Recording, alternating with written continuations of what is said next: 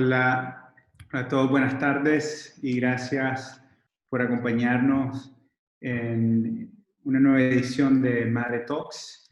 Antes de empezar, un par de consejos. Solo recordarles que estamos transmitiendo simultáneamente en Zoom y en Facebook. Les recomendamos a quienes están en Zoom en fijar la opción arriba a la derecha para la pantalla de speaker activo. Recordarles también que pueden hacer sus preguntas en el espacio de Q&A que está abajo y que luego en la segunda parte de este espacio vamos a hacérselas a Francisco, nuestro invitado de hoy.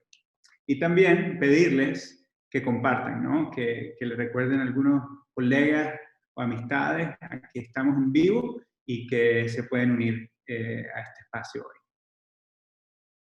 Bueno, ahora sí, bienvenidos y bienvenidas a otro Madre Talks. Hoy nos acompaña Francisco Brown, arquitecto, diseñador y escritor nicaragüense, el cual practica en la intersección entre investigación aplicada, diseño y periodismo. Esta particular experiencia y su mente inquieta le permite compartir datos y agudas reflexiones sobre nuestras realidades actuales y futuras. Actualmente, Francisco radica en Cambridge y se desempeña como investigador de verano en la Universidad de Harvard. Ha trabajado como arquitecto y estratega para el estudio Workshop APD en Nueva York y corresponsal para la revista mexicana Arquine. Previamente fue director de diseño para la Organización de las Naciones Unidas para las Migraciones en Kabul, Afganistán.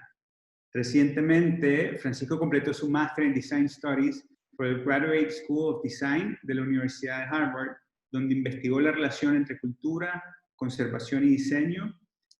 Previo, se graduó con un máster en arquitectura sostenible en el Rensselaer Polytechnic Institute en las oficinas de SOM en Nueva York. Obtuvo su licenciatura en arquitectura de la Universidad Católica de Nicaragua. Francisco ha publicado en distintas páginas de arquitectura y publicaciones académicas y ha sido invitado como crítico y conferencista en la Universidad de Yale, City University of New York, Michael Graves School of Architecture, Universidad de Sinaloa y en la Universidad Americana de Managua. Actualmente está trabajando con un equipo multidisciplinario para el lanzamiento de un startup especializado en investigación de diseño, cultura, comunicación y arte denominado Decentralized Collective. Es un gusto poder volver a compartir de nuevo con Francisco, que nos acompañó hace un tiempo en una de las mañanas creativas y hoy tenemos el gusto de tenerlo nuevamente. ¿Cómo estás, Francisco? Muy bien, muchísimas gracias por invitarme, Carlos, y muchísimas gracias a todo el equipo de Madre Talks por hacer esto posible. Estoy un poco nervioso, entonces vamos a ver cómo nos vamos desenvolviendo. Seguramente nos va a ir bien. Bueno, no sé si querés ir compartiendo tu pantalla, si el equipo técnico nos ayuda por ahí. Boom, boom, boom, boom, boom, boom. Boom, boom, boom, boom, boom, boom. Vamos a ver. Keynote, Madre Consulting, sharing.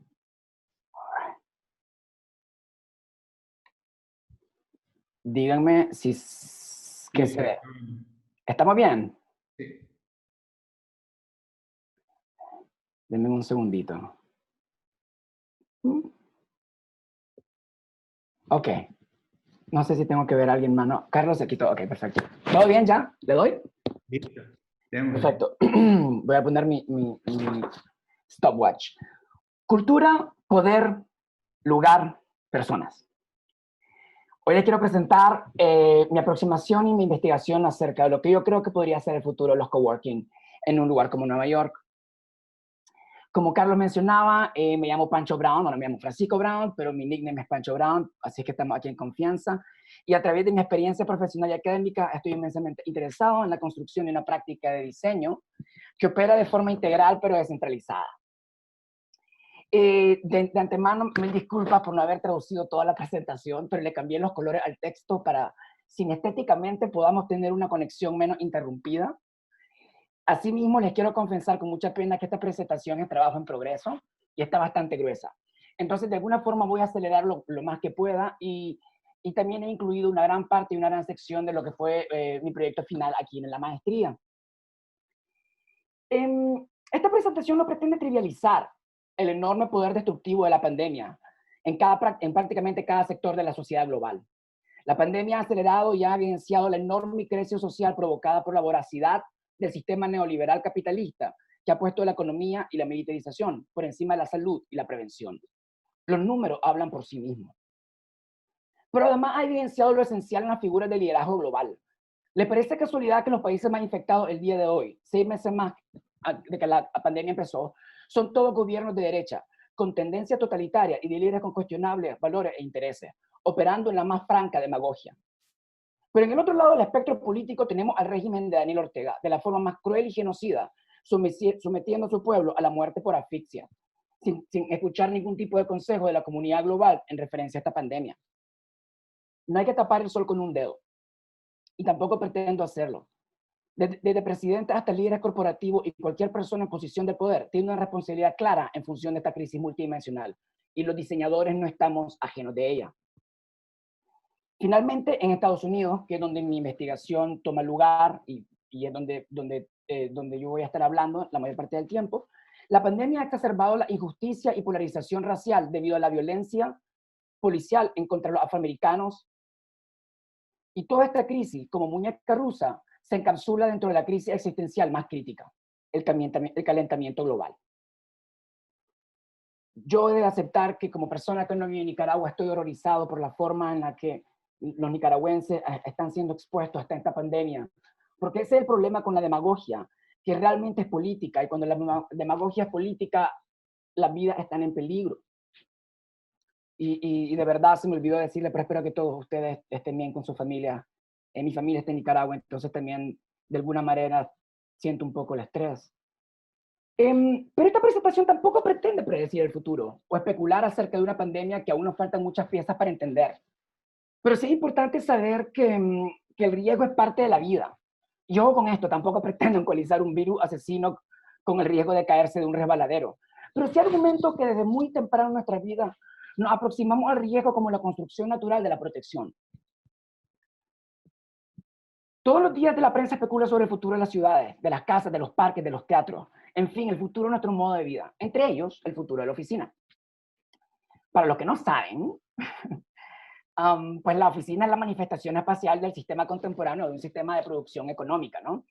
Y que tanto, y mi tesis o mi investigación previa giraba en función a cuál es el aspecto cultural de la manifestación espacial en una oficina. Es decir, cómo la cultura afecta cómo un espacio se ve. El antropólogo canadiense Grant McCracken desarrolló una hipótesis muy interesante en función al traspaso del significado cultural y sus mecanismos. En resumen, él argumentaba que la cultura tiene dos naturalezas, un poco como una moneda con dos caras.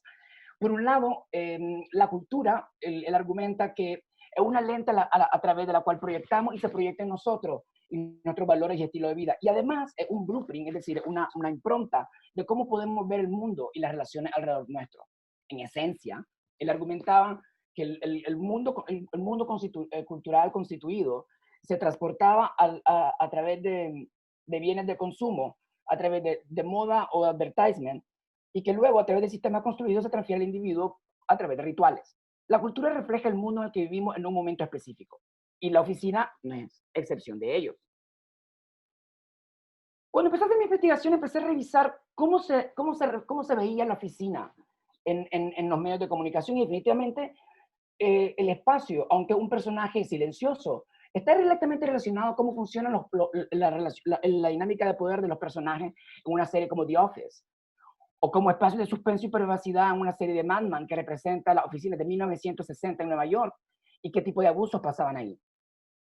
Pero creo que una de mis favoritas es Office Space del año 2000, donde presenta la insurrección del trabajador al final del medio siglo, atrapado en lo que todos conocemos como el infame cubículo. El cubículo fue este espacio fabricado para flexibilizar y encerrar una especie de trabajador, y realmente se convirtió en el enemigo del trabajador en sí.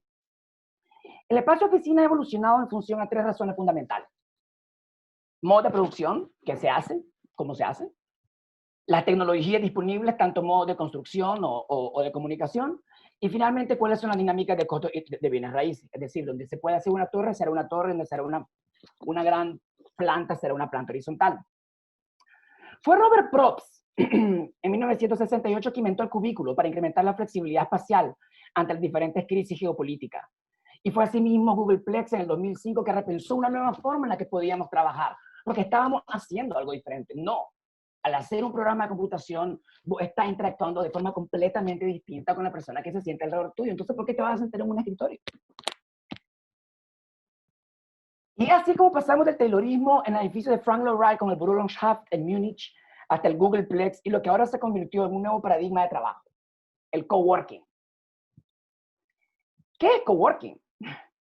Yo argumento que el coworking, o no argumento, la verdad es que la investigación llegó a compartimentalizar el coworking con 3 significados paralelos que se interrelacionan entre sí, pero que también sí mismos son independientes.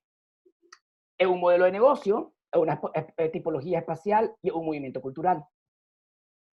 En resumen, el coworking es un espacio que uno alquila, donde de una forma muy flexible y uno lo está compartiendo con otra gente que no pertenece a tu organización, es decir, no trabajan con vos, pero trabajan con vos. Quisiera rápidamente decir estos 3 elementos de coworking. Por un lado, la parte cultural fue un movimiento que empezó en el 2005, que aunque sabemos que hay otros precedentes de trabajo colaborativo, Brad Neuger y el Spiral Muse en San Francisco fue el primer espacio compartido donde los costos se dividían y donde estas 2 personas no hacían el mismo trabajo. Además, como les comentaba, esto fue parte de un movimiento global directamente relacionado al desarrollo acelerado de la tecnología de información, que desde mediados de los años 60 fue explotando y desarrollando en lo que Richard Florida, profesor de la Universidad de Chicago, creo, denomina la nueva clase creativa, lo denominó la nueva clase creativa. Jóvenes educados, emprendedores, trabajando desde su casa y creando su propio futuro, alejados de las cadenas de la corporación que les succionaba el futuro en función de mayor profit, de mayores ganancias. Yo argumento que también la estructura económica y el sharing economy también está revelando ante esta pandemia enormes fisuras de la realidad. ¿Qué tanto es verdad y qué tanto es especulación aspiracional de nuestra generación? Hay que entender que este movimiento cultural a través de nuevas formas de comunicación se expandió y que las distancias colapsaron gracias al internet y que nuevas formas de relacionar pasaron. Y fue así que los coworking pasamos de 3 a 20.555 al final del 2019, globalmente. Esto obviamente, que aunque representa un mínimo de espacio de metros cuadrados, de espacio de oficina, es una enorme cantidad de espacio y un nuevo paradigma de trabajo que creó lo que conocemos ahora como el Flexible Workspace Industry. Eso no existía. O sea, desde 1985 Regus ya tenía los Office Workspace, pero como producto de bienes raíces, realmente estalló desde el año 2000. Pero les quiero comentar un poco más a profundidad acerca de la parte del power o el business model de los coworking spaces. Específicamente, que fue un poco lo que giró mi investigación previa, los coworking chains. ¿Qué es un coworking chain? Un coworking chain es una empresa multinacional que es dueño de diferentes espacios que los renta y lo opera de forma centralizada. Es decir, no como franquicia, pero ellos alquilan todos esos espacios. Lo que es fascinante de este modelo de negocio es que sus puntos más débiles es precisamente donde más duro lo ataca esta pandemia. La crítica más fuerte de los coworking es que el administrador del coworking está obligado con el dueño del edificio a una renta de 10 o 15 años, sobre todo en ciudades como Nueva York. Y por otro lado, sus clientes, los coworkers, firman contratos flexibles que pueden cambiar de un día a la vez, sobre todo en crisis económica como la que estamos pasando. Encima de eso, el modelo de negocio de coworking, que es un modelo de negocio basado en arbitraje de renta, es decir, donde alguien agarra un espacio y lo corta como pastel y vende ese pedazo a mayor precio, o sea, es decir, la unidad es más cara que la suma de sus partes. Para que este modelo de negocio funcione en los coworking chains o en las cadenas de coworking, tenés que meter cuanta más gente podás en un espacio. Y me encanta este gráfico que está ahí enfrente de ustedes, porque prácticamente estamos viendo cómo la mediana de pies cuadrados por trabajador en Estados Unidos actualmente es de 181 pies cuadrados o aproximadamente 18 metros cuadrados. Para un trabajador en un espacio de coworking es de 60 pies cuadrados o de 6 metros cuadrados. Esa es una diferencia abismal. O sea, ustedes se preguntarán, ¿cómo hacen? Ya les voy a contar. Es importante entender también cómo estas empresas que están ahí, Regus, WeWork, Breather, Hotel, son una empresa y la coworking chains más importantes y más grandes del mundo. Y finalmente, y la tercera pata de esta mesa, es que los coworkings es una tipología espacial diseñada para activar la colaboración y la discusión en espacios abiertos y sociales. Es decir, para que coworking funcione como espacio, tiene que generar esa colaboración física y de forma tangible. Es ahí el valor del coworking, que vos estás con alguien que diseña una página web, el otro un diseñador, el otro tiene una pyme de joyería, pero nada, o sea, y te ve tomándote un café y realmente está comprobado de que los coworking, aunque es un modelo de negocio bastante frágil, es un sistema de operaciones y una cultura que funciona a esta generación y le gusta. Lo que sí fue interesante cuando empezaste esta investigación es que, por un lado, todos los coworking companies, desde los coworking independientes hasta las cadenas de coworking, te muestran la foto de los espacios sociales. Pero eso así mismo también es el punto más débil que tienen ante una pandemia como el COVID. Porque aunque los espacios sociales parece que es lo único que existe en un coworking, en realidad, y ya se lo voy a mostrar con una evidencia más tangible, no es más que el 8% del área total de la planta de los coworking. Eso es lo que te venden, no es exactamente lo que compras. Finalmente, ¿qué tiene que ver? ¿Cómo entra la parte cultural de gusto y asociación de diseño? Es decir, ¿cómo eso que se ve es diferente? Rebus, que fue la primera empresa de coworking en 1985, tiene un lenguaje que parece una oficina como común y corriente. Pero después veo un coworking como ese Brooklyn, que yo creo que fue uno de los primeros. Y realmente vos decís, pero me siento más bonito, tiene madera, tiene lucecita, tiene una plantita, tiene cuero, parece casa, parece Starbucks, parece lounge de aeropuerto, parece la casa de los amigos, siento que no trabajo, pero sí trabajo, siento que puedo seguir mis sueños. Y toda una construcción cultural de una generación que tiene más aspiraciones, que están relacionadas con sistemas de especulación financiera que de producción real. Para ello les quiero comentar como caso de estudio WeWork. Para los que no lo conocen, WeWork es la empresa más grande, la segunda empresa más grande de coworking en el mundo, que hasta el 2018 tenía casi 365 espacios en los 5 continentes. Por lo que lo hizo bien famoso, y aquí es donde entra la parte de la tecnología, que es un poco la conexión de mi tesis, que es donde quiero llegar al final de la presentación, y gracias por su paciencia en esta órbita que estoy dando, es que WeWork se hizo bien famosa por su implosión financiera en el otoño de 2019, donde se sobrevaluó como una empresa de tecnología, que fue la misma técnica que ocupó Uber cuando California le dijo, vos solo sos una empresa de taxi, no tenés licencia para vender taxi, y Uber dijo, no, nosotros somos una empresa de tecnología. Es más, ya no nos vamos a llamar Uber Cab, nos vamos a llamar Uber. Y fue así que Uber es actualmente el startup con mayor valoración del mundo. O bueno, hasta hace muy poco, no he revisado. Y de la misma manera, WeWork pretendió hacer la misma técnica. Decidió que iba a costar 45 billones, que es bastante, mucho más que Rebus, que tiene 5 veces más de market share y cuesta muchísimo menos. Al fin y al cabo, todo es una especulación de Wall Street. Implosionó en sí mismo y WeWork perdió el 80% de su valor. Pero no quiero discutir acerca de eso porque ni siquiera es mi especialidad, pero sí es interesante cómo la dinámica de WeWork, que por cierto, perdía $300 millones al mes hasta el 2019, cómo se sostenía, porque la verdad que se sostenía gracias a SoftBank, que es el banco de inversión basado en Tokio, y que utiliza dinero y fondo de capital saudí. Entonces, al fin y al cabo, no es más que un enorme experimento de bienes raíces subsidiado por dinero de extraña procedencia. Lo que yo sí quiero discutir es acerca del método y la forma que WeWork diseña su espacio, porque eso sí yo lo encuentro verdaderamente fascinante y súper sofisticado. Vino.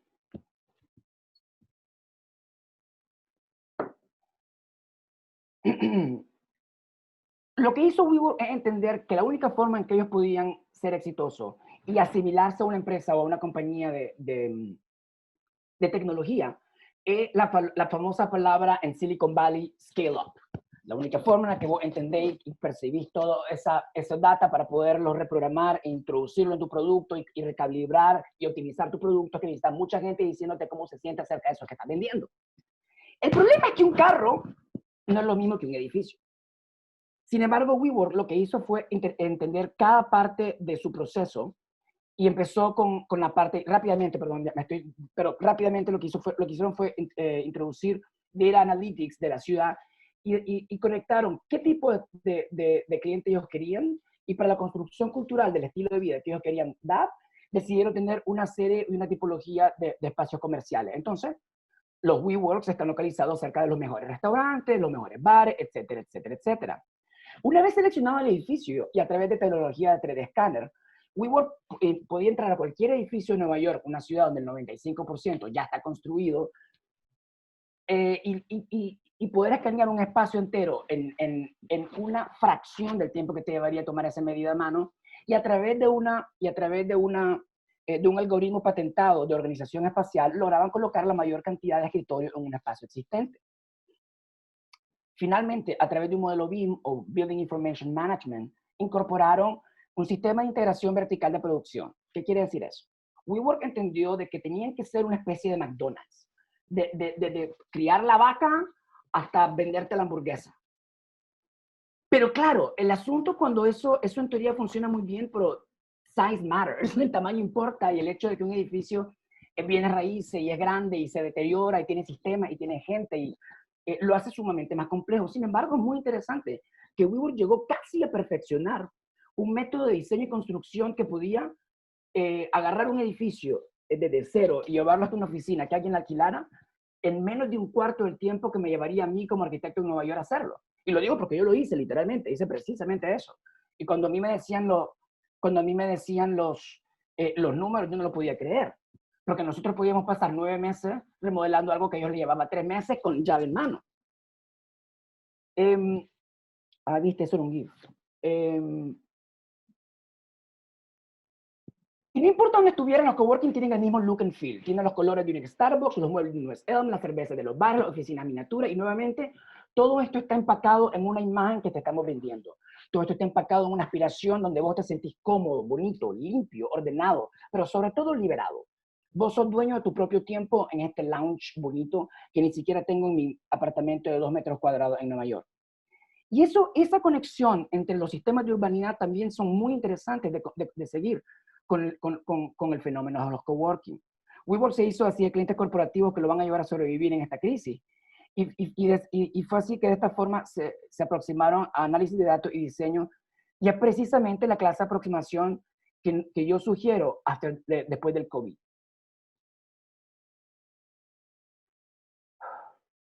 ¿Cómo me da tiempo? Cuando estaba haciendo mi tesis, no pude hacer mi proyecto de visitas porque obviamente vino el COVID y no pude mudarme a Nueva York. Yo estaba aquí en la universidad y todo colapsó. O sea, no sabía qué hacer.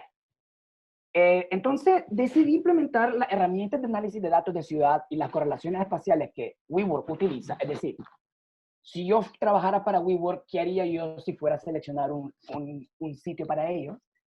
Pero además, empecé a desarrollar este framework de lo real y lo virtual en base en base a lo que uno percibe desde esta nueva realidad del escritorio. Entonces, empecé sin ir a Nueva York, sin poner un pie en un coworking en Nueva York, empecé a investigar y a capturar muchísima información acerca de los coworkings en Brooklyn.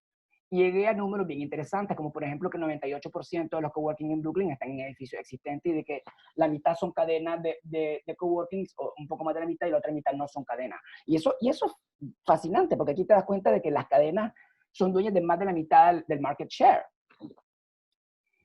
Luego le bajé la escala y acogí 3 cadenas, y a través de entrevistas y visitas online, es decir, como WeWork y todas las cadenas seguían vendiendo espacios. Simplemente, en vez de enseñarte la mesa y darte una cerveza y un café, te lo hacían online, te hacían el video virtual, no bien cómico, y todo como pretendiendo que no pasaba nada.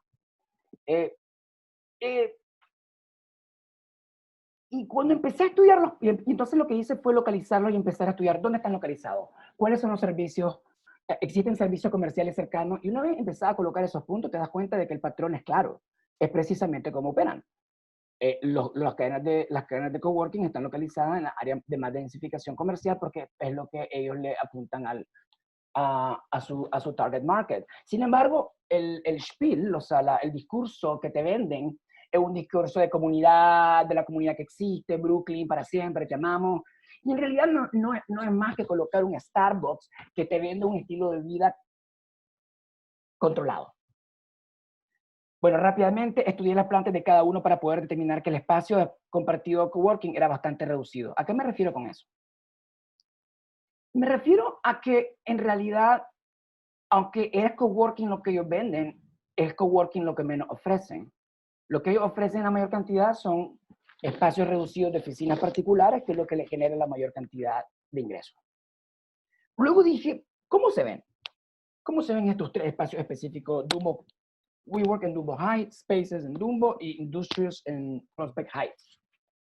Como obviamente no los podía visitar, lo que decidí fue agarrar todas las imágenes que ellos te daban, que casualmente no son muchas. Y no solo no son muchas, sino que realmente nunca muestran las oficinas que te están alquilando. Entonces, decidí rápidamente, a través de un ejercicio muy burdo, por favor, no crean que esto es la más sofisticada análisis de datos del mundo, porque es bastante grotesco, pero bastante divertido. Lo que hice fue agarrar todas las fotos que bajé de cada uno de los coworkings y a través del algoritmo de Machine Learning que Google acaba de poner a su disposición completamente gratis, que los invito a bajarlo porque es increíble,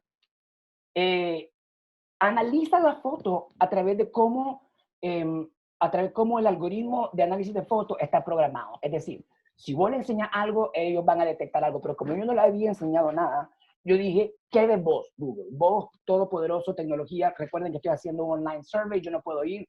Todo lo estoy haciendo a través de instrumentos, a través de esta distopía de lo virtual. Y lo que Google me dijo fue que empezó a encontrar unos patrones bien interesantes. Entre los patrones que encontró fue que enumeró y enlistó todos los patrones, y yo coloqué todas las fotos de los tres coworkings a ver cómo podía relacionar esos patrones. Y en qué grosores existían y en qué grosores no.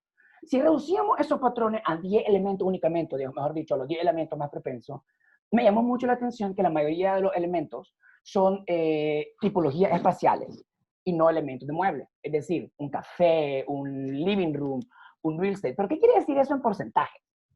Y esto es lo más interesante para mí. Pues lo más interesante es que según Google, esas fotos parecen de todo menos de oficina.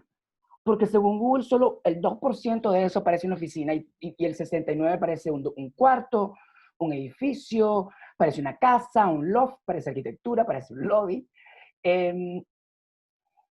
Y eso no es casualidad. Eso está diseñado.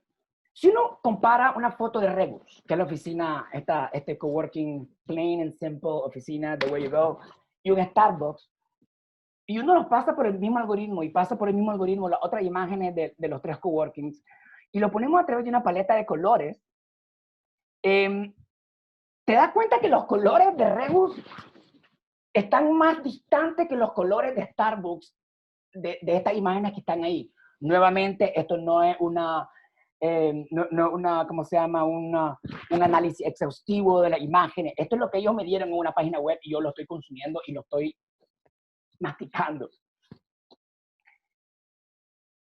A lo que yo llegué fue que, y nuevamente volviendo a Grant McCracken y la forma en la que, en la transferencia del significado cultural de McCracken, y yo argumento que las cadenas de coworking, como Industrious o WeWork, han desarrollado un sofisticado sistema de transferencia de valores culturales a través del diseño, tecnología y los servicios.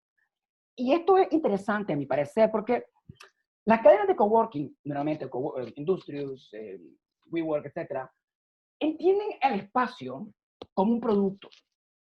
Así como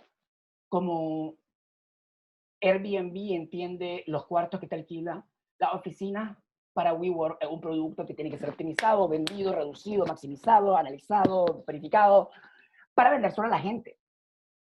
Lo que me lleva a entender un poco el mecanismo de cómo el diseño y el branding son los mecanismos para poderle dar y constituir la cultura de los espacios, para que luego, a través de sistemas de medios, en un proceso de feedback loop, recibimos qué usa la gente, qué piensa la gente y cambiamos el espacio automáticamente.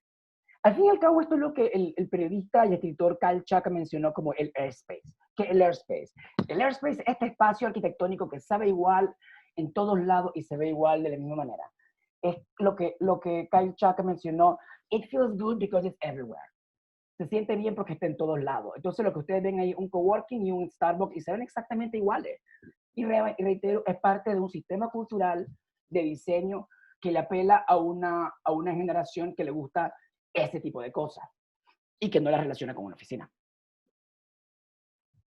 No es casualidad que se vea como West End y que los mismos muebles que están en los coworking son los mismos muebles que compramos en CB2, que compramos en esta otra empresa que tiene exactamente el mismo bracket socioeconómico de los que trabajan. No too low, no muy abajo, no muy arriba.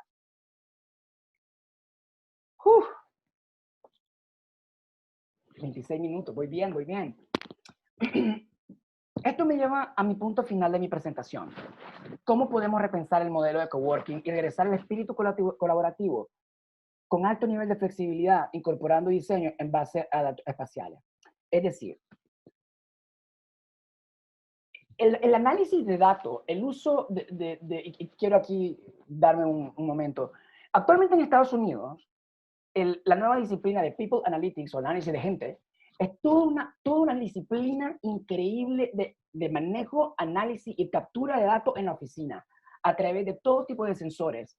La gente que opera en la oficina puede entender el comportamiento humano a un nivel y a una granulometría pequeñísima, realmente increíble. Como le decía yo a mi profesor, pasamos de la ergonomía a los 80 al Data Analytics del nuevo milenio. Y todo eso es completamente legal en Estados Unidos. Yo puedo hacer lo que sea en una oficina, si es mi oficina, siempre y cuando no te grabe, o sea, no te grabe la voz. Pero cámaras, cómo llegas, tu tarjeta, tu correo electrónico, I can look through it. Y eso trae un enorme nivel de discusiones éticas que lamentablemente no tengo el tiempo para discutirlas, pero que con mucho gusto las podemos hablar luego. Pero también tiene una gran cantidad de oportunidades y al fin y al cabo solo viene la ética y a los marcos regulatorios que podamos entender, pero en realidad las oportunidades del manejo de información y tecnología son increíbles para poder realmente lidiar con esta crisis.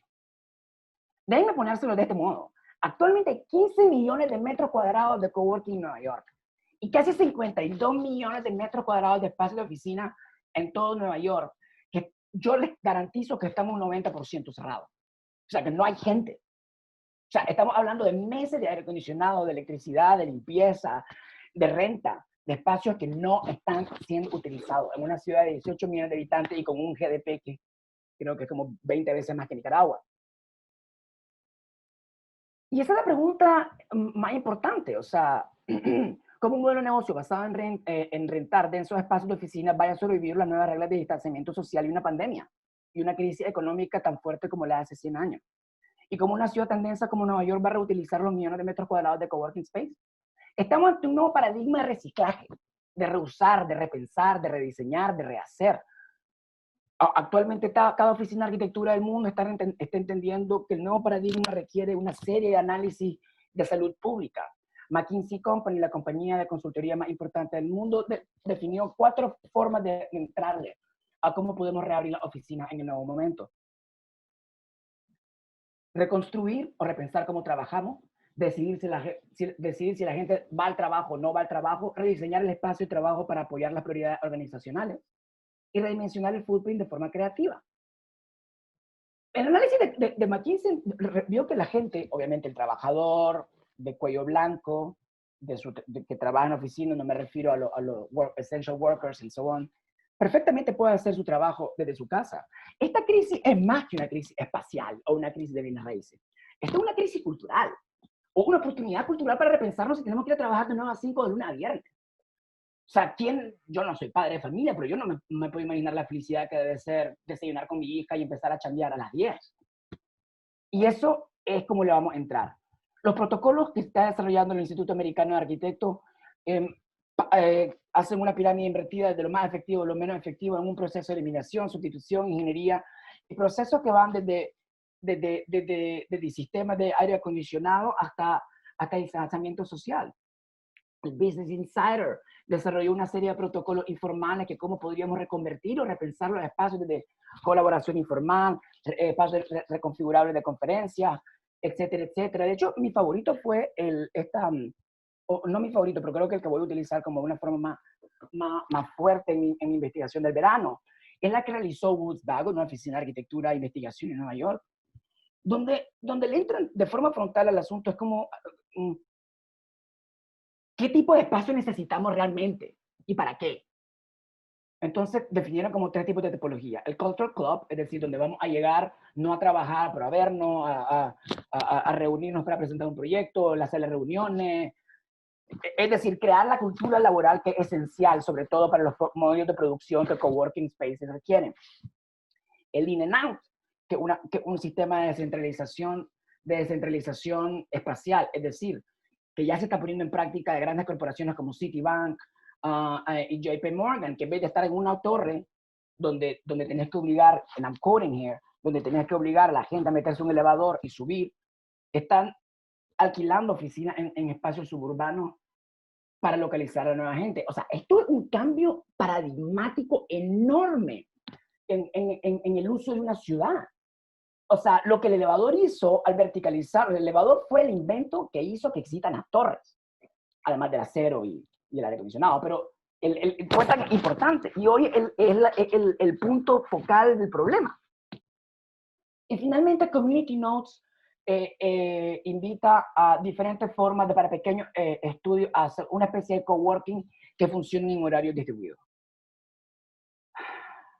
Para terminar, mi trabajo, o el trabajo que les prometí que les iba a mostrar y que no les he mostrado, es que sí quiero acercarme a una especulación o un proceso de especulación, pero no las especulaciones como Rem Koolhaas o Bucky Fuller hicieron hace algunos años de cubrir Nueva York con una burbuja, pero más como Gordon Mataclar. ¿Cómo podemos cortar y perforar lo existente para crear edificios más saludables y más flexibles? O Michael Sorkin, en paz descanse, que entendía Nueva York como todo un ecosistema verde y de siembra de alimentos, así no tenés que ir al supermercado. O finalmente proyectos que ya existen de reconversión y repensar y reconstruir, de hacer ahí a los amigos de Reurbano, como Marvel Architects en Brooklyn Navy y Arlo Herzog en el Morón en Uniqlo. Finalmente, realmente lo que les quería mostrar un poco, las enormes complejidades y problemas que nos enfrentamos con los coworking, con los espacios de oficina en general, pero las enormes oportunidades que tenemos de repensar cómo vamos a trabajar. Muchas gracias.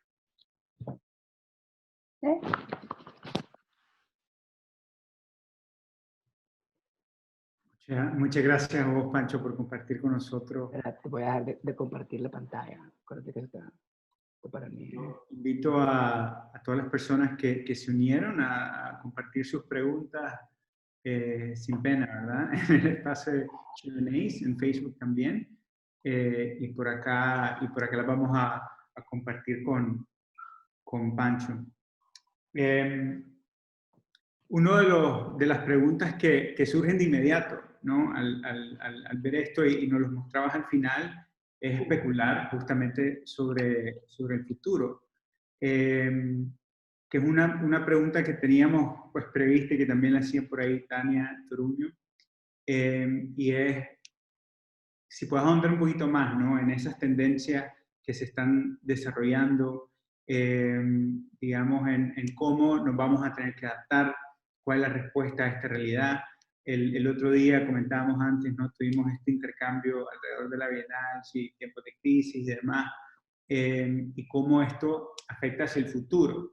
En este caso, hasta ahora, lo que nos compartías es que efectivamente, bueno, la afectación es gravísima, ¿no? En estas ciudades, sobre todo con alta densidad de población, pero de aquí en adelante cambia la cosa o esperamos que pase la pandemia y regresamos, ¿no? Al tipo de diseño de espacio al que estábamos ya acostumbrados, o hay un cambio inminente de aquí hacia adelante. El cambio inminente. Después del incendio de Chicago, que como toda la ciudad, fue el inicio del Código de la Construcción de Estados Unidos y lo que cambió la historia de cómo se hacían ciudades para el mundo. Asimismo, otras crisis reformaron la arquitectura y el diseño, como en septiembre 11. O sea, después de septiembre 11 no existe un solo edificio en Nueva York que no tenga unas construcciones para que eviten que haya un carro bomba. El cambio ya pasó. Es qué hacemos con el espacio. Me preguntabas cuáles son las tendencias, me preguntabas qué se va a hacer. en realidad todo cambió. Y como te digo, el espacio de oficina es un espacio que está directamente conectado con la cultura, con la tecnología, pero sobre todo con la producción. Es el dinero del mundo. O sea, no es algo sencillo que lidiar, no son los casinos, no son los teatros, es literalmente donde se produce, creo que en Estados Unidos como el 38% de la producción en Estados Unidos, lo cual es enorme. Entonces, la dimensión que tiene esto nos invita a especular de una forma súper más frontal. Creo que todos los protocolos y las sugerencias que centros de investigación están realizando en estos momentos son increíbles para poder compensar cuáles son los trade-offs. Porque al fin y al cabo también esto nos invita a pensar, Carlos, a ver, si hay 54 millones de metros cuadrados vacíos ahorita, y yo vivo en un apartamento de 3 metros cuadrados en Chinatown, como el que yo vivía, ¿por qué? O sea, reconvirtamos, realmente decir, ¿saben qué? Nueva York de pronto va a pasar a repensar sus procesos de producción, porque ya los espacios de oficina no van a ser cubículos, van a ser salas de reuniones, lounge, bares, como espacios de coworking, y la gente va a estar desde su casa tranquilo, con su hijo, su perro, haciéndose su pan de banano, a su propio tiempo. ¿Y qué hacemos con todos esos metros cuadrados de los cubículos? Ya viste que en los coworking los metros cuadrados de los cubículos es el 89% de un lugar como WeWork. Sin gente, el 89% de su espacio está vacío. Mi especulación se aproxima un poco a la total hibridación de los espacios. Es decir, ¿por qué estamos viviendo en lugares pequeños y tienes todo eso vacío? ¿Qué significa los nuevos procesos de flexibilización espacial? ¿Cómo conectamos una ciudad más justa? ¿Quién se la está pasando mal y por qué? ¿Qué quiere decir un edificio saludable? Una de las cosas más interesantes o un cambio interesante en cómo se manejan los códigos de ventilación entre Estados Unidos y un lugar como China, por ejemplo, donde hice una consultoría el verano pasado con una empresa increíblemente extraña porque de construcción acelerada y de aire acondicionado, es que en China vos tenés que tener el 100% de aire fresco retornando en tu aire acondicionado. En Estados Unidos solo te requieren el 70%. Este 30% donde está el virus. Y donde todo el mundo está diciendo luego, entonces vamos a tener que recambiar y repensar todos los sistemas de aire acondicionado de oficina. ¿Sabes cuánto cuesta eso? O sea, no es un proceso fácil, pero no hay otra opción. Lo que tenemos que entender es, te voy a poner una analogía. Cuando alguien me dijo, ¿qué va a pasar de los coworking? Yo le dije, yo estaba haciendo mi tesis, ¿no? Mi investigación. Yo le digo, ¿sabes cómo me siento? Me siento como que estoy haciendo una tesis sobre el diseño de los Zeppelins el día que el Hindenburg se cayó en 1937 en Nueva Jersey. O sea, mi tesis se volvió absolutamente irrelevante antes de entregarla. Pero me puse a pensar, ¿qué pasaría si vos estuvieras haciendo una tesis sobre diseño de Zeppelins el día que el Hindenburg se cayó? Pues quiere decir que vos sabés por qué mierda se cayó. Entonces... que valía la pena verlo, ¿no? Exacto, o sea, que no porque algo ya no funcione o sea relevante como los beeper, no quiere decir que no existe algo muy interesante de entender, de aplicar y de repensar. Nada empieza de cero. Ahorita lo que tenemos que pensar es qué clase de vida nos queremos construir, francamente. Y continuando en esa línea, ya que obviamente tu enfoque no es sobre coworkings, espacios de trabajo, sin embargo lo mencionabas también, todo ese espacio vacío, digamos, que vamos a especular que va a continuar la mayoría vacío, y en ciudades de nuevo, ¿no? Como Nueva York, de alto confinamiento, pues los espacios de vivienda son reducidos. Entonces, no, ese intercambio, ¿será que se da? La gente llegaba a dormir a sus casas, ¿no? Y no necesariamente convivían en su vivienda, solo era para dormir, comían, hacían vida social en otros espacios, ¿no? Ahora, una vez que están obligados a estar encerrados, te das cuenta que no es un espacio quizás apto, ¿no? A diferencia, bueno, lugares como Nicaragua donde gozamos, ¿no? de quizás espacios más amplios. Ese tema de la vivienda y también el tema comercial, Iván preguntaba también sobre cuál es el impacto de los espacios comerciales, pues restaurantes, ¿no? Los bares, los casinos, estos espacios, ¿cómo vemos estos cambios? Son nuevas reestructuraciones incluso de los modelos de negocio. sea, a ver, yo no sé nada de eso y no voy a especular, pero lo que yo sé como una persona que no sabe nada de eso, es que un restaurante funciona en cuánta gente está sentada comiendo, y si solo vos puedes tener el 25% de esa gente, vos vas a decir, entonces, que te voy a vender la pechuga de pollo en $90. Vos decís, estás loco. Entonces, realmente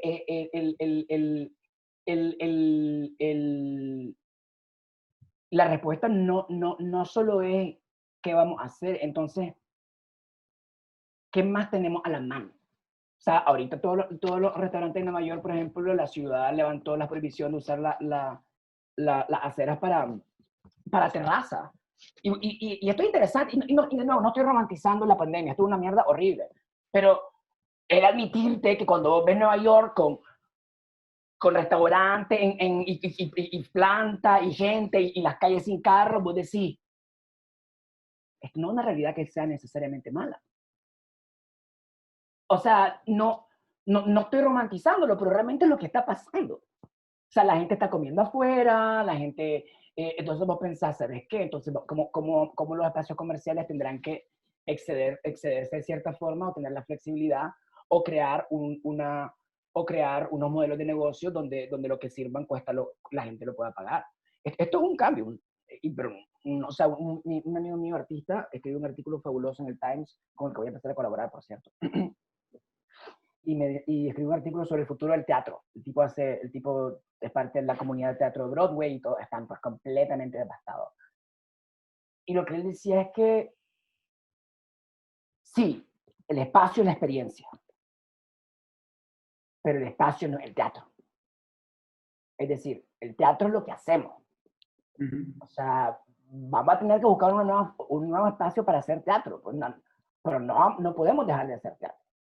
Y lo mismo para todo, pues tendremos que repensar cómo lo hacemos. Yo no tengo la respuesta, pero es lo que me estoy aproximando este verano, pues estoy entrevistando una serie de profesores y de dueños de coworking, o sea, me reúno con la gente de WeWork y etcétera, etcétera, como para, o sea, por ejemplo, todos los coworking ahorita en Nueva York, por ejemplo, están desarrollando lo que se llama la oficina virtual, ahí para la Saralí y la Cordera que anda por ahí. Que lo que hicieron fue, entonces, simplemente, y que no es mala idea, o sea, debería haber una presentación, solo para eso vino.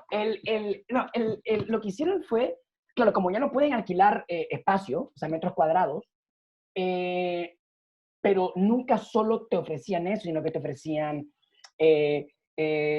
concierge, un PO Box donde te mandaban esto, una página web, contadores, abogados, todo el soft, toda esa capa administrativa que los millennials no sabemos hacer, y que no queremos hacer y que no tenemos el dinero para contratar, los coworkings te lo daban. Entonces vos tenías Pancho y Pancho y tú tenías 4 pibes en un metro cuadrado, pero tenías acceso a un abogado, a un... Entonces ellos siguen ofreciendo lo que se llama el Virtual Office, que son todos estos servicios arancelarios o periféricos de un negocio sin meter el espacio de oficina.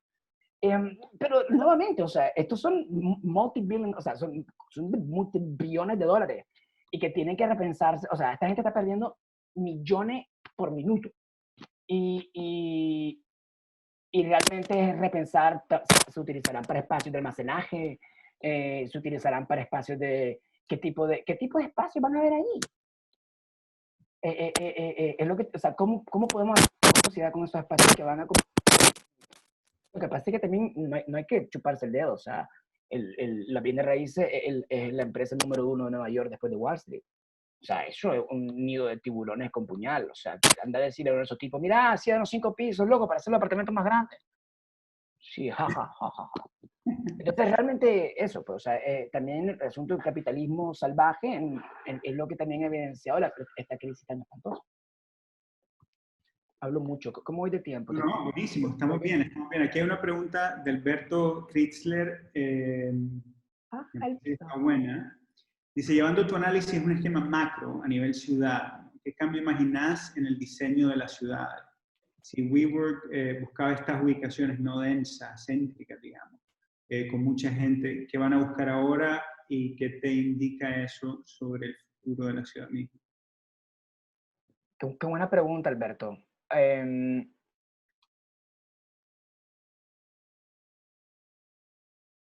Bueno, esta es una gross speculation. Lo que sí también ha evidenciado el COVID hasta ahorita es que es más seguro estar afuera que adentro, ¿verdad? Entonces, y lo que o sea, que realmente la gente sale a caminar con su máscara, pero pues no están encerrados y esa liberación de la, o sea, lo que están en problema es la gente con metros cuadrados, pero la ciudad, de prima a primera, lo que creo yo es que lo que va a empezar a presentar es como las curvas de commuting al trabajo, por ejemplo, cuando la gente trabaja desde su casa y, o sea, y las calles del DF, donde está Alberto, por ejemplo, que están bastante más vacías, pero no necesariamente porque la gente no va a trabajar, sino por el COVID, pero ¿cómo esa curva sí, tal vez no va a ser tan abajo como está ahorita, pero sí va a estar un poco más? La gente se va a preguntar, Alberto, un poco como está ahí en tu oficina en México el DF y como pasa, creo que los domingos que cierran las calles, es como necesitamos darle toda esa calle a estas máquinas de mierda de los carros. O sea, yo sé que usted, o sea, realmente, ¿qué diría yo que va a pasar en las ciudades? Cuando venga, y vamos a conectar dos preguntas para quedar bien con el pibe anterior. Cuando venga los dueños de espacios comerciales y se den cuenta de que no pueden vender si la ciudad no les da más metros cuadrados, la ciudad le va a decir a los carros, bueno, mira, te voy a quitar de acá, porque de algún lado tiene que salir, de algún lado tienes que cortar, ¿no? Entonces, ese va a ser ese es un cambio claro, o sea, donde las ciudades van a decir, luego, si queremos tener una economía saludable, donde el comercio es vital, a la mierda. O sea, vos le decías a los carros, aquí no tenés 4 líneas, van 2, loco. Ay, pero vamos a pasar más horas en el tráfico. Pues repensemos cómo la gente no anda en el tráfico, vamos a meterle más plata al tráfico. Creo que es una oportunidad enorme para dignificar el transporte masivo en ciudades latinoamericanas. O sea, todos mis amigos, ahí deben, la de Magrum, Ricardo Sánchez, todos mis amigos nicaragüenses que estudian en las ciudades, aborrecen los carros. Y Managua es un vergonzoso ejemplo de cómo los carros se la han comido cruda. Y la gente está repensando, ¿tengo que montarme en el carro para hacer esto? ¿O para qué me tengo que montar en el carro para hacer? Y eso va a cambiar las ciudades. Cuando la empresa privada empuje para un espacio de ciudad y la demanda de la calle sea menor, ahí va a haber un interesante quiebre, a mi parecer. Y creo que el segundo quiebre es también la hiper explosión de la flexibilidad espacial. Creo que el futuro es más coworking que no coworking, pero no coworking, sino cotodo. O sea, como la gente dueña de espacios de bienes raíces van a flexibilizar el uso al máximo para poder tener gente entrando y saliendo, o gente, o sea, van a quedarse modelos de negocio, posiblemente subsidiados al comienzo, donde tener acceso a un espacio de ciudad cueste menos para evitar que pase que lo que está pasando ahorita, que la gente está dejando las ciudades porque son el mayor foco del COVID. Entonces van a haber programas de redención, o sea, programas de quédate en Nueva York, no te vas a morir. Algo así, no sé. Por ahí anda. Sí, bueno, ya me lo puedo imaginar haciendo uso, ¿no? de los artes, recordando a Milton Glaser, ¿no? Y su trabajo icónico. Para ir cerrando y no quitarte mucho más tiempo, obviamente tu investigación está basada en la ciudad de Nueva York, pero pues estamos en Nicaragua, tenemos varios invitados nicaragüenses, vos sos nicaragüense, y nos encanta hablar de nuestro país. Sí, perdón. ¿Es posible? No, es posible extrapolar tu investigación, es decir... Por supuesto, de hecho, pero seguramente tuviste algunos pensamientos, ¿no? Tenemos... Claro, de hecho, gracias por tirarme esa curva, como para tirarla fuera del estadio.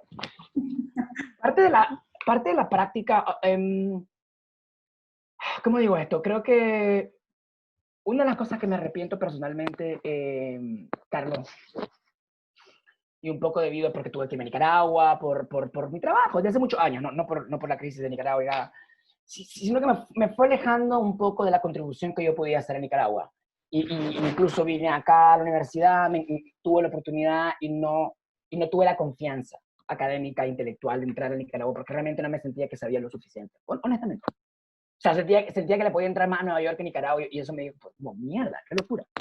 Entonces, la nueva práctica profesional que estoy haciendo, que estoy desarrollando con diferentes amigos, vamos a hacer, en nuestro primer proyecto va a ser un proyecto sobre Nicaragua. Y es un proyecto bastante increíble donde estoy reclutando estamos reclutando todavía todo está como súper secreto, pero ya se enterarán en unos 6 meses, de cómo repensar lo existente. Cómo traer estos pensamientos de como lo que hace la empresa allá en México de Reurbano, o la empresa o como hacen en Nueva York, de reciclaje de edificios, de repensar y reusar lo existente. O sea, yo me sueño con agarrar la aceitera de Nicaragua y hacerle una disco rave, pero... Eh, y cómo podía extrapolar esto? Yo creo que extrapolar esto a Nicaragua es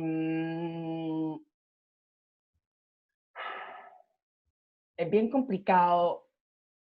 Por un lado, bien complicado porque no manejo muy bien cómo son los datos del trabajador nicaragüense promedio, ni cuánta gente hace commute. O sea, yo sé que en Managua esas calles están atestadas de gente toda la mañana y la tarde, si la gente sí va a trabajar a una oficina.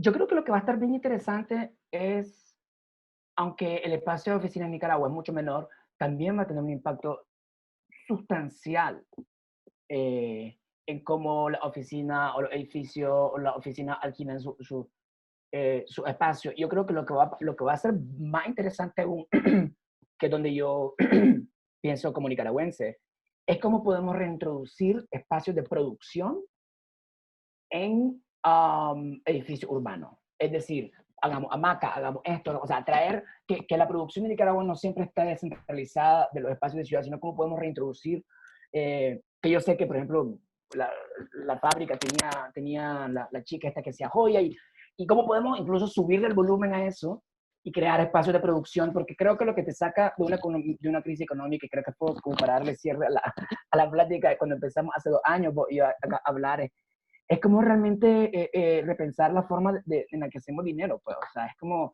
porque tampoco es como que tenemos otra opción. O sea, yo ahorita estoy sin trabajo, les cuento. Y no crean, o sea, no, ni siquiera me siento mal conmigo mismo, es como el 30% de Estados Unidos no tiene trabajo. Entonces, es realmente ver cómo podemos rediseñar la forma en la que producimos. Replantearnos, por supuesto, estos modelos. Te digo, siempre pensé que no, bueno, Managua al menos, no quiero meterme al resto de ciudades, pero no con esta fractura urbanística, ¿no? Pues, es visible, es tangible. Pensaba que el tema de los servicios de entrega a domicilio, pues no iba a ser necesariamente un boom o tan rentable porque por un tema logístico, ¿no? Pero a partir de la crisis, pues han crecido y se han desarrollado. Entonces, se empiezan a ver cambios en algunos modelos. Obviamente, la gente que puede no está yendo a su oficina, ¿no? Como bien decías, en algún momento estamos descubriendo que el trabajo remoto es posible, porque culturalmente para nosotros creo que era más difícil, ¿no? Darnos ese permiso y definitivamente va a afectar. Ojalá que sea... También, yo creo que también el corolario de esto de entender por qué jodidos nosotros nos podemos quedar en la casa y otros no. ¿Y cuánto le pagamos a esa persona por eso? O sea, la evidencia más grotesca de esta crisis es darte cuenta de que ¿cómo se llaman? Los trabajadores esenciales, perdón, son los que menos ganan. Ay, me manché. Son los que menos ganan. Y sin ellos no comemos, no tenemos enfermeras, no, o sea, y Nicaragua es exactamente lo mismo. O sea, mi papá tiene una enfermera. O sea, o sea, la verdad es que es bien complicado darte cuenta de lo injusto de las sociedades que hemos creado.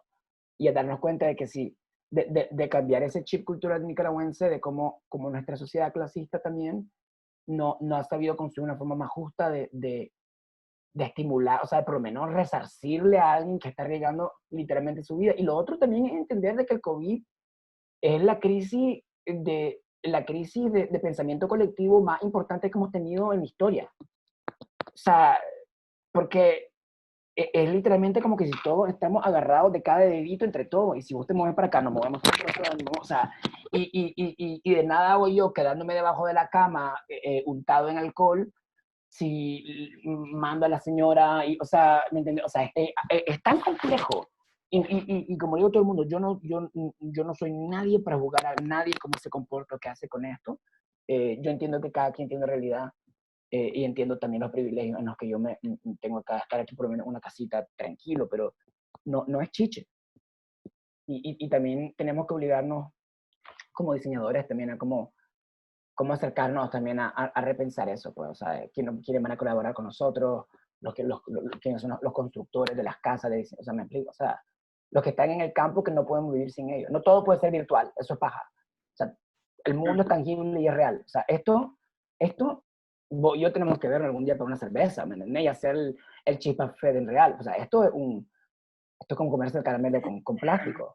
Para mientras, ¿no? Claro. Exacto. Estamos Sí. emulando la experiencia que en realidad sería ideal. Toñita, ahorita. Y de acuerdo, muy de acuerdo con tu punto, con el tema social, ¿no? Que definitivamente ya habíamos identificado desde, como bien decías, ¿no? Hace un par de años que compartimos todo el tema social, de sostenibilidad, el enfoque más humano, ¿no? En el diseño en general, es un tema sobre la mesa y creo que pues esto lo hace más obvio, lo hace más urgente y lo hace incluso más real por lo crudo que es no ver esas disparidades. Así que de acuerdo. Y bueno, no te quiero quitar más tiempo, Pancho. Muchísimas gracias. Increíble, un placer increíble. Muchísimas gracias a todos los que vinieron. Un gran abrazo a Yasmín. Ay, se apareció también una compañera de la escuela. Muchísimas gracias, Carlos.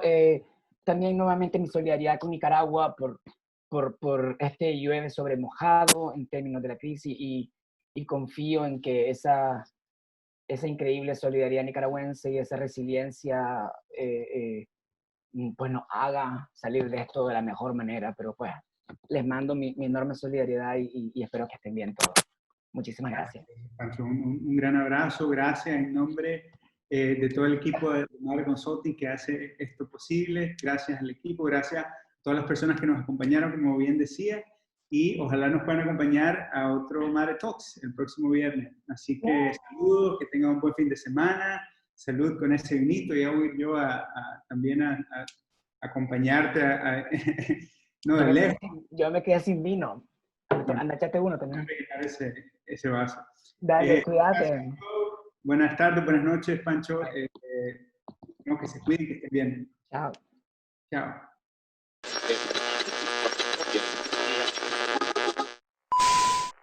This concludes our broadcast day.